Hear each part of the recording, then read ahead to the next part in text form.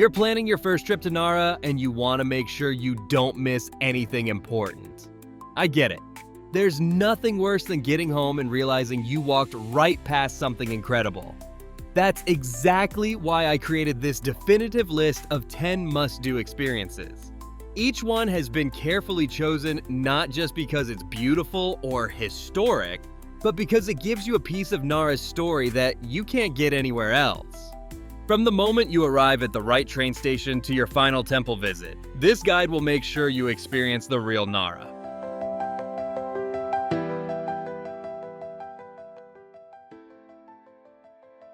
First on our list is watching the masters at Nakatana do, and trust me, this is unlike anything you've seen before. You walk into what looks like a regular shop on Kashimuki Shopping Street, but suddenly you hear rhythmic pounding that sounds almost like drumming coming from inside. The crowd is 3 people deep, everyone's phones are out recording, and you're wondering what could possibly be so exciting about a small mochi shop. Then the show begins. Skilled craftsmen perform this lightning-fast mochi pounding demonstration called mochitsuki every few minutes. They pound steamed rice into perfect mochi in under 2 minutes using heavy wooden mallets with incredible coordination. The finished product is warm with a caramely texture and sweet red bean filling, dusted with peanut powder. This yomogi mochi flavored with mugwort creates the perfect balance of sweet and savory. Visit early morning around 9 a.m. to avoid crowds. This 100-year-old technique gives you an authentic taste of Japanese craftsmanship. Next up is stepping back in time in Naramachi, and this historic district will completely change how you see Nara. Just a few blocks from the busy shopping streets, you'll find narrow lanes that look exactly like they did 300 years ago. Most tourists rush past these quiet streets heading to the big temples, completely missing what locals consider the heart of old Nara. These preserved merchant quarters feature traditional wooden machiya townhouses that once housed local craftspeople and traders. The narrow facades were designed to reduce taxes since property taxes were calculated based on street frontage. Many of these buildings now house museums, cafes, and craft shops where you can experience authentic architecture while enjoying modern amenities. Spend about 45 minutes wandering these streets in the late afternoon when the wooden buildings glow in the sunset light. This gives you a genuine feel for historical Japanese daily life. The preserved atmosphere here perfectly prepares you for understanding Nara's cultural significance. Our next essential spot is discovering hidden stories at Nigiwai no I, and this place will change everything you think you know about old Japan. In the middle of Naramachi sits a building that most people walk right past, but it holds the key to understanding how regular people lived in old Japan. Unlike the grand temples that show you how emperors lived, this place reveals secrets about daily life that most history books never mention. This restored merchant's house from 1917 features traditional rooms with tatami mats and authentic period furnishings that reflect the 24 seasons according to the traditional almanac. You can try traditional games and watch demonstrations of old crafts while sitting comfortably on the tatami floors. The spacious interior and impressive garden let you experience exactly how families lived during the Edo period. Entry is free and you only need 20-30 minutes, but this stop gives you context that makes every other temple and garden more meaningful. Up next is marveling at Japan's second tallest pagoda at Kofukuji Temple.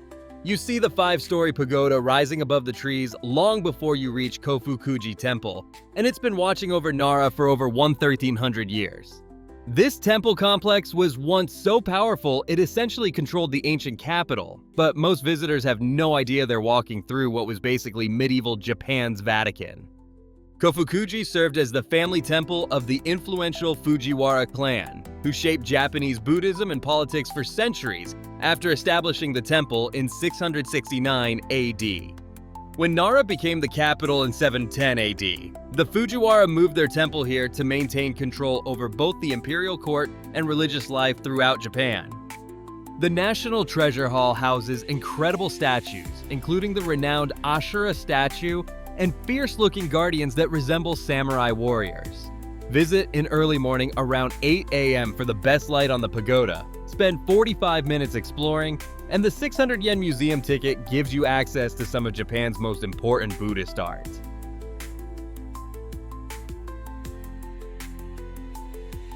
Before we continue to the next thing to do on our list, if you're enjoying this video, make sure to hit that subscribe button for more travel guides just like this one.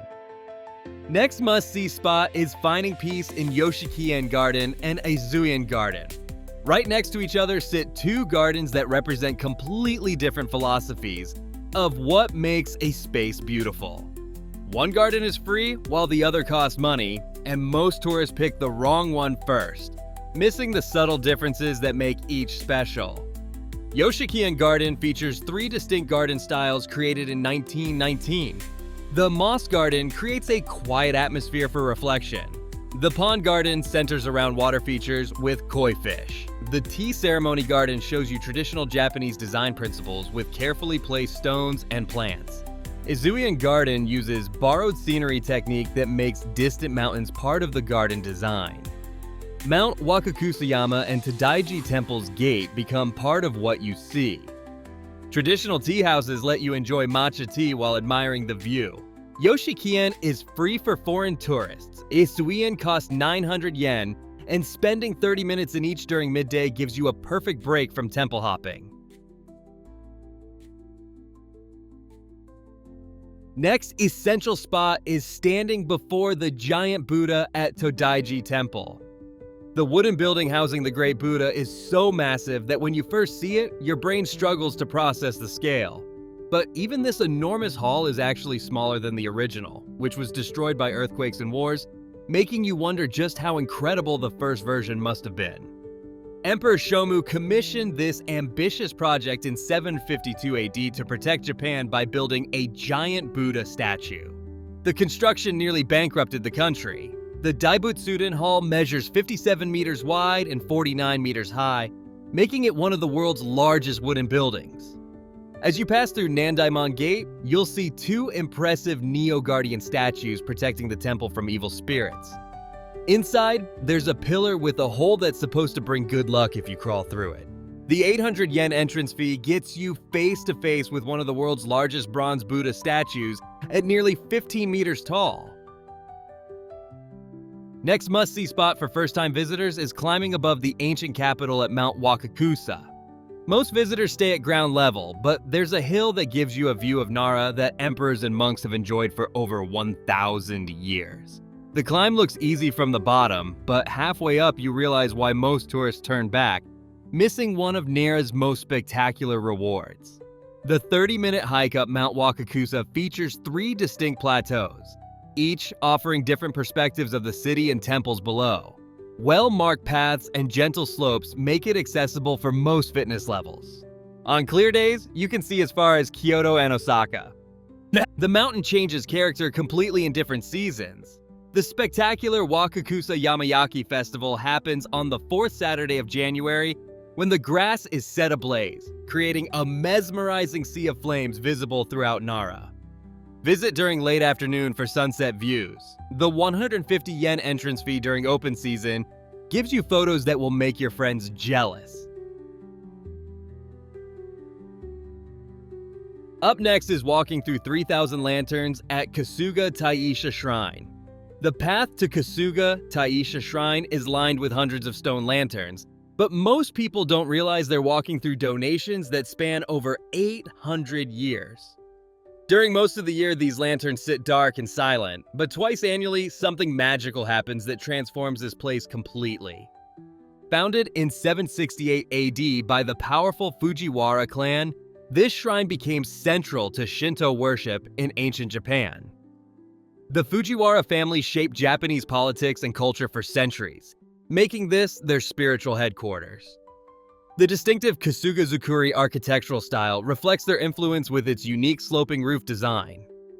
During the twice-yearly lantern festivals in February and August, all 3,000 bronze and stone lanterns are lit simultaneously, creating an otherworldly atmosphere.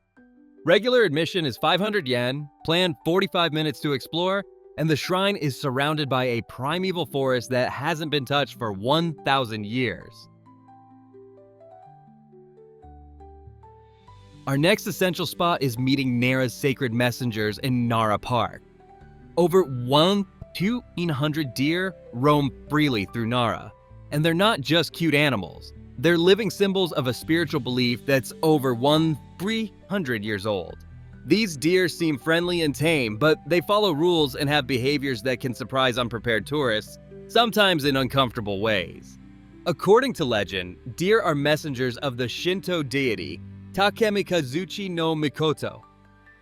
During the Nara period, killing one was punishable by death under imperial decree.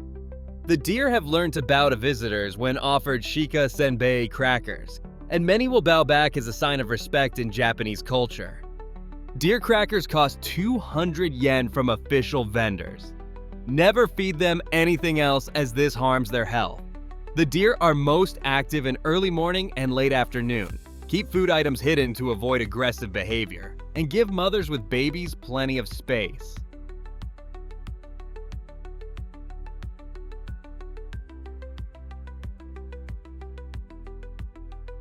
Last on our list of places for first-time visitors to visit is experiencing Japan's first capital at Nara Park.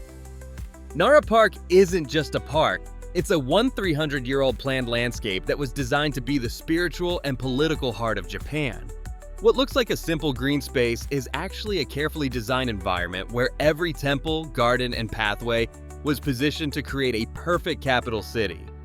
The park connects all of Nara's major attractions in a walking route that follows the same paths emperors and monks used centuries ago.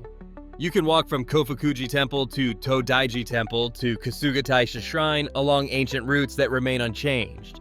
Seasonal changes transform the park throughout the year, from cherry blossoms in spring to autumn colors to winter snow scenes. The park is free and open 24/7. You can easily spend a full day here, and walking its paths gives you the same experience ancient pilgrims had, just sightseeing. They connect you to 300 years of Japanese history, spirituality, and culture in ways that no other city can match. Start early, wear comfortable shoes, and remember that Nara rewards visitors who take time to understand the stories behind what they're seeing. Your first trip to Nara will leave you with memories and photos that capture the essence of ancient Japan, and you'll understand why this small city shaped an entire nation. If this guide helped you plan your Nara adventure, hit that like button and subscribe for more Japan travel tips. Drop a comment below telling me which spot you're most excited to visit first.